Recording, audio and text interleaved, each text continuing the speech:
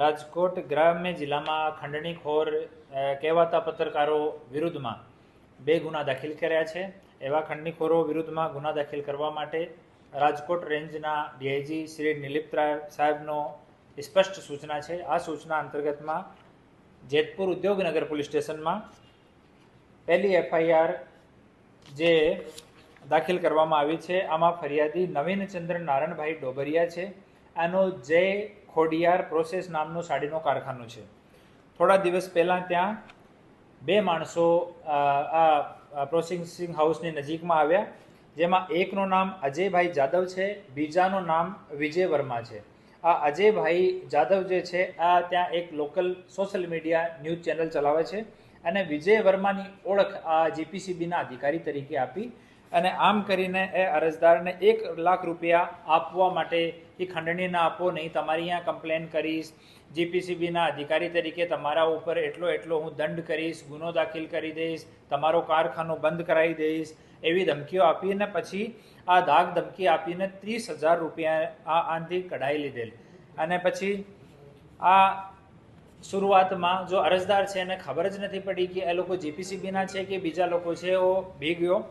પછી જ્યારે જૂનાગઢમાં 2 દિવસ પહેલાં આ પત્રકારો વિરુદ્ધમાં ગુના દાખલ થયા, એના ફોટો વિડીયો એ જોયા તો એની હિંમત થઈ અને આવીને આ ગુનો દાખલ કરાવ્યો। આમ જ જેતપુર ઉદ્યોગનગરમાં જ મહેશભાઈ ગજેરા જે દયાનંદ ઇન્ડસ્ટ્રીઝ નામનું કાપડ પ્રિન્ટિંગનું કારખાનું ચલાવે છે, એના ઉપર પણ એ જો 3 પત્રકારો છે, હેમંત શેખવા, રાકેશ પીઠડિયા અને વિજય વર્મા, એ ત્રણે જીપીસીબીમાં કમ્પ્લેન કરવાના નામ ઉપર, બીજા જો સરકારના અન્ય વિભાગો છે ત્યાં કમ્પ્લેન કરવાના નામ ઉપર એનાથી 50,000 રૂપિયાની ઉઘરાણી કરી, ધાક ધમકી આપી, બદનામ કરવાનો અને જૂઠા કેસીસમાં ફસાવાનો એવો કાવતરો રચ્યો અને ધમકી આપી અને 50,000 રૂપિયાની ઉઘરાણી કરી। આ બંને 2 એફઆઈઆર જેતપુર ઉદ્યોગનગર પોલીસ સ્ટેશનમાં દાખલ થઈ છે, જેમાં એકમાં વિજય વર્મા અને અજય જાદવ પત્રકાર એ બંને છે, બીજામાં હેમંત શેખવા, રાકેશ પીઠડિયા અને વિજય વર્મા એ 3 આમાં આરોપી છે, 1 એફઆઈઆરમાં આરોપી છે।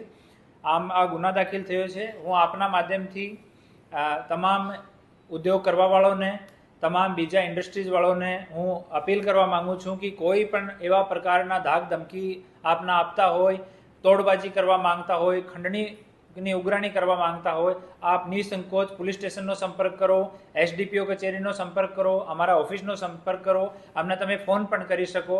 અમે નિશ્ચિત રૂપથી આ લોકો વિરુદ્ધમાં કડકથી કડક કાર્યવાહી કરવાના છીએ। હા, આ ટોળકી વિરુદ્ધમાં જૂનાગઢમાં પણ ગુનો દાખલ થયો છે। અમે જૂનાગઢની પોલીસના પણ સતત સંપર્કમાં છીએ અને બીજી જગ્યા પણ કોઈ જેતપુર સિવાયના પણ કોઈ બીજી જગ્યા આ ટોળકીએ કોઈ બીજી ટોળકીએ જે એવો એક્સટોર્શનનો કાર્ય કર્યો હોય તો આપ પોલીસ સ્ટેશનમાં જાણ કરો, એના વિરુદ્ધમાં તુરંત કડકથી કડક કાર્યવાહી કરવામાં આવશે। હાલ સુધીમાં 2 લોકો સામે આવ્યા હતા, ગઈકાલે બંને એફઆઈઆર દાખલ કરવામાં આવી અને બાકી લોકોથી જેટલા એસોસિએશન છે એનાથી અમે સામાથી સંપર્ક કરી રહ્યા છીએ।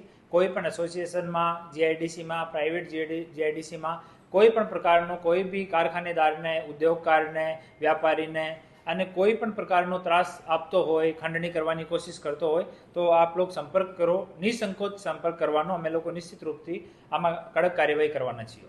આ જે જૂનાગઢ જિલ્લામાં 2 એફઆઈઆર એના વિરુદ્ધમાં દાખલ થઈ છે, 2 આપણા જિલ્લામાં રાજકોટ જિલ્લામાં દાખલ થઈ છે ઓર અમે લોકો સાથે સંપર્ક કરી રહ્યા છીએ। જેમ જેમ લોકો સામે આવતા જશે ગુના દાખલ કરવાના છીએ। આ જો આરોપી છે આમાંથી 3 આરોપીઓની ધરપકડ જૂનાગઢમાં થઈ છે। 3 આરોપીઓ આપણા કેસમાં પણ વોન્ટેડ છે। જૂનાગઢ પોલીસ સાથે સંપર્ક કરીને એનો રિમાન્ડ અમે માંગવાના છીએ। એકવાર એ આવી જાય એના પછી એની પૂછપરછ કરીને જે માહિતી નીકળશે એ આપ લોકોને આપવા। કોઈ પણ ગેરકાયદેસર કૃત્ય કોઈ પણ પ્રકારથી કરતો હોય કે મીડિયાના નામથી, કોઈ સરકારી કચેરીમાં કમ્પ્લેન કરવાના નામથી, સરકારી અધિકારી બનીને કોઈ પ્રકારનો ખંડણી કરવાનો કોઈ પ્રયાસ કરે કે ખંડણી કરે તો નિશ્ચિત રૂપથી આપ લોકો સામે આવો। એવા તત્વોથી કોઈ ડરવાની, કોઈ ભીખ લાગવાની જરૂર નથી। આપ લોકો આવો, નિશ્ચિત રૂપથી અમે આપ લોકોની મદદ કરવાના છીએ।